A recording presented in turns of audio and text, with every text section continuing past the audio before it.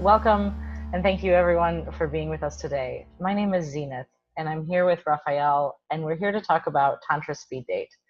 Tantra Speed Date is making its Chicago debut on September 22nd at Yoga for All Beings. It'll be at 5:30 p.m., and there will be a link to the tickets somewhere around this video, wherever it's posted. So thank you very much, Rafael, for joining us today. I'm so excited to speak with you and to learn more about your experience with Tantra Speed Date. So thank you. Yeah, absolutely. It's my pleasure. So tell us a little bit, can you tell us a little bit about yourself and maybe a little bit how you came to Tantra Speed Date, where you attended, and just where you were at when you attended the first time? Sure. Um, well, I'm a life coach and I'm also an artist. And I've also been a Tantra practitioner for about 10 to 11 years at this point. I know Guy personally, and I saw him post about this thing, and I happened to be in New York at the time he was running one of them. And so I decided to like come check it out to see what he was up to, see what he was doing. And what I got to tell you, when I was watching the event, I remember sitting there and seeing a couple of things that happened, seeing a little bit about the structure that he was using. And I remember having the thought like, oh my God, that's amazing. The men and the women are getting a chance to have real connection. Because one of the things that I have noticed, I work with a lot of clients. I work with people in relationships. I've seen speed dating events. I've been to a few. I've even run a couple myself. And I remember one of the things that I've seen happen, that I've gone through myself, is that moment when you're having an interaction.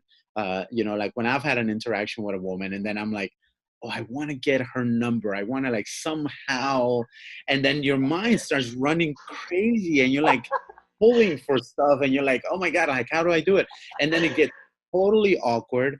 At worst, it gets really creepy, right? Like, Yeah, and it gets like into taking. Like it turns, right. instead of this thing about like, oh, I'm connecting with you, it turns into how can I get something How from can I you? get a little more? And like, Yeah. and there's all of these techniques and all of these advice that people get and all of these things that men try. And I remember seeing at the event a couple of moments where I saw the men get a chance to really step up and hold the masculine, and all of that extra stuff just fall away. And the women got a chance to really see men for who they are. Hmm. And in those moments you really see, like I saw the women like really open up, and suddenly there's a whole new level of appreciation for what a man is and what he can do and how he can hold.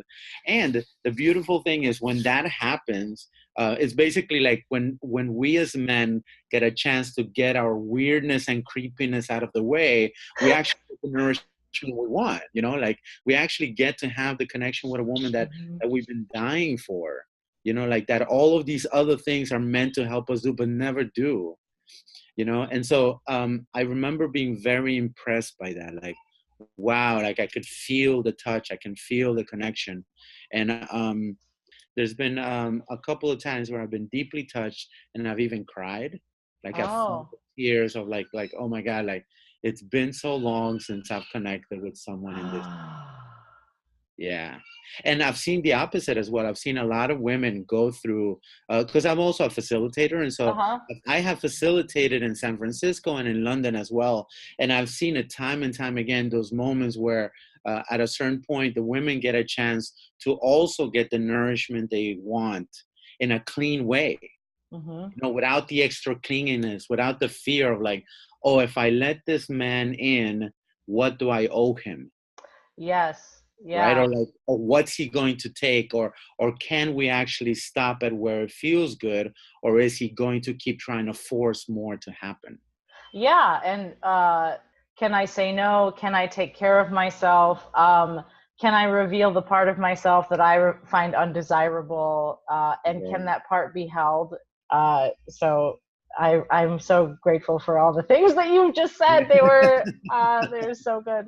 I'm telling you, and it's amazing because you can really see people, their vulnerability, like their shields and their defenses really melt away and open up. And by the end of the event, everybody walks out with this feeling of like, oh my God, I got a chance to get the thing I genuinely want. not It's the just, stuff on the surface, yeah. but like the deeper thing. And then from there, it's just people glow and you feel so much better afterwards. It's like, oh, now I can be a full human being and show up into the dating world, you know? Yeah, and now, yeah, what I'm hearing from you is kind of a sense of, I don't want to say fearlessness, but just a complete lack of fear. Not a, I'm trying to be fearless or I'm trying to be courageous, but Yeah, well, that was the beautiful thing that I saw Guy did in the structure of the event. That is like he really set the parameters in such a way where people can feel safe and they have the tools to ensure their safety so that you can yeah. actually have that experience. And it's a big deal. Like I've seen many women who come in like, oh, I don't know about this. I'm not sure. Is this going to get creepy? Is this going to get weird? And by the end, it's like, oh, no, I actually had the tools to be able to like let a man in and then know that it was safe to let him in and then it's safe to let him go. Yeah. Oh, wow. Yeah, that's lovely. Like it's safe to just hold this, to have this moment, Right. and now this moment is complete, Right. and now we're But, having another moment. And now another right, right. moment is arising. Well, that's when you have the choice. It's like, oh, I like that moment. I'd like to have another. And Hmm. that's when you get to choose who the people you want to have further connection with is. You know, Yeah. you have a genuine moment of connection, and that is actually a great way to determine if you actually want to date someone or not. You know. Hmm. Yeah. Do you have anything else that you want to add as a facilitator, as a participant, that is something that you think is really important to tell people who are considering this event? Maybe they've never done tantra, maybe they're just like getting into this, or they're just dating again, anything to encourage or inspire people to check in with themselves and see if this is the event that's right for them. Right. I mean, the first thing I usually tell people is try it out.